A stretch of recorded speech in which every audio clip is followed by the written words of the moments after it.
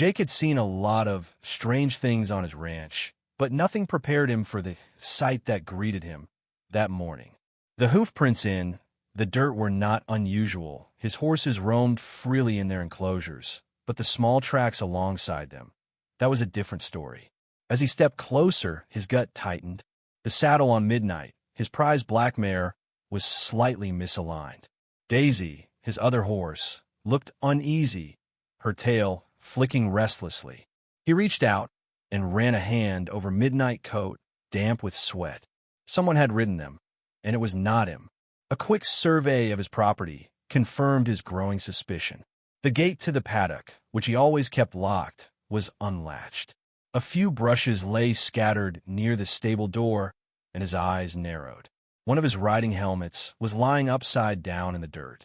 Someone had trespassed onto his land, used his horses, and then left without a trace.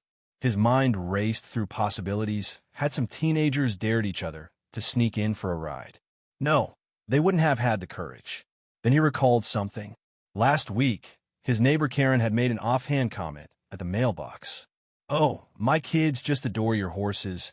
It's such a pity they don't get to ride them." At the time, he had dismissed it. Now a sick realization settled in his gut. Pulling out his phone, he opened the neighborhood Facebook group where all local gossip festered. It took less than a minute to find Karen's latest post. A grainy picture of her two kids grinning atop his horses. His horses. The caption made his blood boil. Such a beautiful morning for a little horseback adventure. The kids had a blast riding today. So fortunate to have this experience right in our backyard. The comments were even worse. People were congratulating her, praising her for giving her children such a wholesome childhood memory. Someone even asked, "Did you book a riding lesson?" Karen's response was casual, almost smug. "Oh no, the horses were right there, and kids ought to explore, right?" Jake saw red. She didn't just let her kids trespass, she was boasting about it. He clenched his jaw, took a deep breath, and tried to think rationally. Marching over to Karen's house and shouting at her wouldn't get him anywhere. She was the kind of person who always played the victim. If he so much as raised his voice, she'd twist the story into him harassing a mother. No, he needed to strike where it hurt. A slow smile spread across his face as an idea formed. If she wanted to pretend her kids had a riding lesson, then a riding lesson she would get. That afternoon, he sat at his desk, drafting an invoice on his laptop. At the top, in bold, professional font, he typed equestrian riding lesson, payment due upon receipt. He carefully listed the charges, horse rental fee, instructor cost, stable maintenance, equipment usage, grand total, $500. He even added a cheerful note at the bottom. "Thank you for supporting small local businesses." With a sense of satisfaction, he printed it out, folded it neatly, and strolled over to Karen's house. He slipped the bill in her mailbox and walked away, whistling. The next morning, the storm hit. Karen came marching across his property, her face red with fury, the invoice crumpled in her fist. "What is this?" she demanded, shoving the paper toward him, like it was a court summons. Jake barely glanced at it. "Looks like a bill." Her mouth opened and closed, her usual entitlement faltering for just a second before she found her voice again. "You cannot charge me for this. My kids were just having fun." "What? You expect a mother to pay for fresh air now?" He folded his arms, leveling her with a steady gaze. "No, Karen. I expect a mother to pay for using my horses, like a personal amusement park, without permission." She scoffed, waving her hand dismissively. "Oh, please, they're horses. They do not mind. And besides, you were not even using them at the time. It is not like we took anything from you." Jake took a step forward, his voice calm but firm. "Karen, you let your kids trespass on my land, use my animals without my consent, and now you're acting like you did nothing wrong. These are not machines. They are living, breathing animals. Do you even know how dangerous it is for an untrained rider to hop on a horse?" Karen rolled her eyes. "Oh, stop being so dramatic. Nothing happened." "Not this time," Jake shot back. "But what if your kids had fallen? What if they spooked the horses and got kicked? You would be the first one threatening to sue me." Her expression flickered just for a moment before she masked it with another exasperated sigh. Well, that didn't happen, and I'm not paying this ridiculous bill. Jake shrugged. Then I'll take it to the HOA. Pretty sure they would not be thrilled about someone using private property without permission. Karen's face twisted. She knew exactly what that meant. The HOA already had enough rules about property lines and liability. If they got wind of this, they had hit her with fines she could not argue her way out of. Still, she was not ready to back down. Fine, she snapped. I'll just take it up with them myself. Let's see what they have to say about you trying to shake down a mother for money. Jake watched her storm off, knowing she was walking into a battle she could not win. He had the evidence, the bill, and the patience to let her dig her own grave. One way or another, she was going to learn that riding lessons, especially unauthorized ones, were not free. The storm arrived sooner than Jake expected. By noon, Karen had already launched her counterattack. It started with an aggressive Facebook post dripping with self-righteous fury. Unbelievable, she wrote. Some people in this neighborhood think they can just charge hardworking parents ridiculous fees for letting their kids experience the simple joy of nature. Since when do we have to pay to be part of our own community? Within minutes, the comments flooded in. Some sympathized, sharing her outrage, while others were more skeptical. One person asked, wait, did you actually book a riding lesson? Or did your kids just take the horses without permission? Karen conveniently ignored that question. Jake was not surprised. He had seen enough of Karen's antics over the years to know her playbook by heart. She would spin the story, twist the facts, and play the victim until enough people sided with her. But this time, she had underestimated him. He did not need to argue. He had proof. Less than an hour after her post, Jake received an email from the HOA, the subject line reading, "Urgent inquiry regarding unauthorized business activity." He let out a dry chuckle. Karen had wasted no time. She had gone straight to the HOA, framing him as some shady businessman trying to scam neighbors out of money. He clicked on the email, scanning the predictable accusations. We have received a complaint from a resident regarding the unauthorized operation of a horseback riding business on your property. Please provide clarification on whether you are charging community members for services and whether these activities comply with HOA regulations. Jake sighed. He had no interest in HOA politics, but if Karen wanted to drag him into this, he was more than happy to set the record straight. He responded immediately, keeping his email short and professional. He explained that he was not running a business, but rather billing an individual for unauthorized use of his animals and property. To drive the point home, he attached a few select screenshots, Karen's Facebook post boasting about her kids' wonderful equestrian adventure, and the security footage that clearly showed them sneaking into his paddock. He ended the email with a polite but firm note. I trust the HOA will consider the implications of allowing residents to trespass and use private property without consent. Looking forward to your guidance on this matter. An hour later, his phone rang. It was a number he recognized, the HOA board president, a no-nonsense woman named Linda, who had little patience for neighborhood drama. Jake, she said without preamble, I reviewed the footage. We're going to need to have a meeting. Jake smirked. I figured. The meeting was set for the following evening at the community center. Karen, true to form, arrived early and fuming. She had brought a printed copy of her own complaint, which she waved around like a legal document. This is harassment, she huffed, planting herself in a chair. My kids did nothing wrong, and now I'm being billed like I stole something. This is extortion, plain and simple. Linda raised an eyebrow. Karen, the footage shows your children entering a private property and riding animals that don't belong to them. How exactly do you justify that? Karen's expression flickered with uncertainty before she doubled down. Jake has horses. He never said we could not use them. How was I supposed to know? It was a problem. Jake fought the urge to laugh. Maybe the locked gate was a clue. Karen shot him a glare. They're just kids. They weren't hurting anyone. Linda, already looking exhausted. Karen, this is not about just kids. This is a liability issue. If something had happened, who would have been responsible? Jake would. Would you have sued him if your kids fell? Karen opened her mouth, then snapped it shut. Jake leaned forward, arms crossed. I sent you a bill because you used my property and my animals like a service without permission. If you refuse to pay, that's fine, but let's not pretend you're the victim here. Karen scoffed, but she had lost momentum.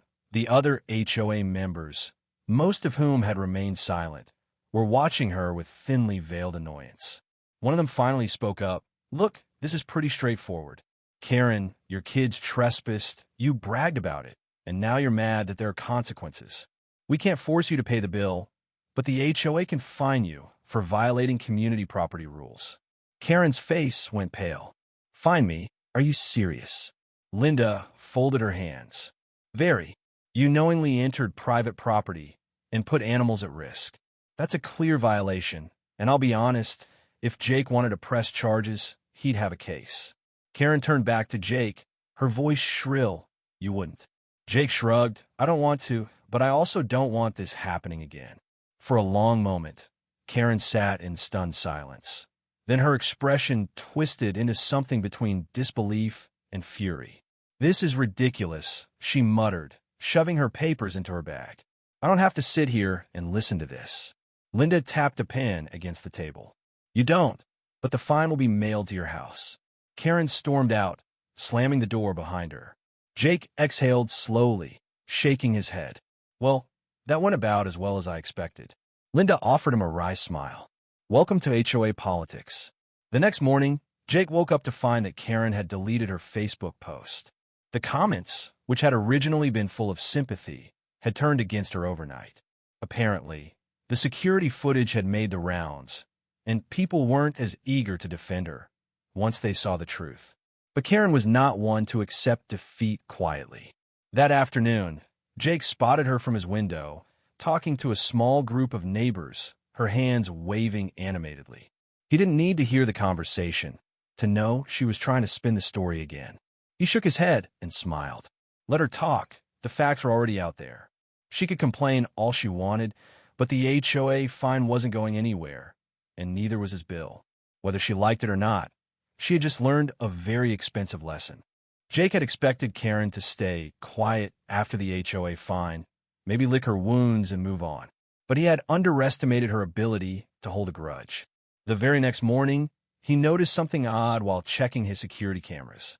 Karen was standing just outside his property, peering toward the paddock with her phone in hand. A minute later, she was talking to someone on a call, gesturing dramatically. That wasn't a good sign. Sure enough, within an hour, a sheriff's car pulled up to his front gate. Jake sighed, already exhausted before the conversation even began. The deputy stepped out, looking vaguely apologetic as he tipped his hat. Afternoon, Mr. Callahan, got a report about some unauthorized animal business going on here. Jake almost laughed. Karen wasn't even trying to be creative anymore. Let me guess, he said, crossing his arms, Karen. The deputy sighed, glancing down at his notepad. She claims you're running a commercial riding school, without a license and overcharging residents for lessons. Jake shook his head, chuckling. You're kidding. Wish I was, the deputy muttered. I know this is nonsense, but I still gotta follow up. Without another word, Jake pulled out his phone, scrolled to the security footage, and hit play. The video showed Karen's kids sneaking onto his property, climbing the fence, and mounting his horses. Then he opened the email thread with the HOA, showing their official decision to fine Karen for trespassing. Finally, he pulled up his invoice, the so-called riding school charge Karen was ranting about. The deputy scanned through it all, nodding slowly. Well, he said finally, rubbing his chin, this is about as cut and dry as it gets. I'll have a chat with her, let her know to stop wasting our time. Jake watched as the deputy drove over to Karen's house, where she stood waiting with an expectant smirk. The smirk didn't last long. As soon as the deputy started talking, her expression shifted from smug to irritated, then finally to outright fury. Her arms flailed, her voice growing louder, though Jake couldn't hear the words from this distance. Eventually, the deputy gave her a curt nod, turned on his heel, and left. Karen stood frozen on her porch, glaring daggers across the street at Jake's property. An hour later, a new Facebook post appeared. Some people in this community are just so petty. Imagine calling the police over kids enjoying some fresh air and time with animals. It's really sad when people care more about money than kindness. Jake had to admire her commitment to delusion. She had completely ignored the fact that she had called the police and somehow made herself the victim again. The comment section, however, was less forgiving. This time, people had seen the footage. They knew the real story. A few neighbors even replied sarcastically, offering to come borrow Karen's car, since she apparently believed in free community sharing. Despite her public embarrassment, Karen still wasn't done. The next day, Jake spotted her kids near the fence again, eyeing the horses. He marched outside before they could try anything. The moment they saw him, they scurried off. That night, he made a decision. If Karen wasn't going to take the lesson seriously, he was going to make sure it stuck. The next morning, he made a few calls. By noon, a professional equestrian trainer had arrived at his property, setting up signs that read, "Private horseback riding lessons, now accepting students." It was a joke at first, a petty little dig at Karen. But to Jake's surprise, within a few hours, neighbors started reaching out. Apparently, real riding lessons were something people actually wanted. By the end of the week, he had his first few students. Kids and even a few adults from the neighborhood signed up for actual lessons, paying real money. It turned out to be a decent side hustle, one that he had never even considered before Karen's antics. The best part, the first person to inquire about prices was none other than Karen's husband, who seemed blissfully unaware of the war his wife had been waging. "My daughter loves horses," he said cheerfully when he stopped by. "She and her brother rode a couple weeks ago, and now they won't stop talking about it." Jake smiled, "Oh, I know." The irony was too much. He gave the man a discounted price, just to see what would happen. 2 days later, Karen showed up at his door, seething. "You think you're funny, don't you?" she snapped. Jake leaned casually against the doorframe. "I try." She shoved an envelope at him. Inside was the exact amount her husband had paid for the lessons. "There, you happy now? Can you let this whole stupid thing go?" Jake tucked the envelope into his pocket. With a smirk, "Sure, Karen, we're good." She turned to leave, then hesitated, "And just so you know, my kids didn't even like the horses that much. They said your lessons were boring." Jake nodded, barely suppressing his grin. "Good to know."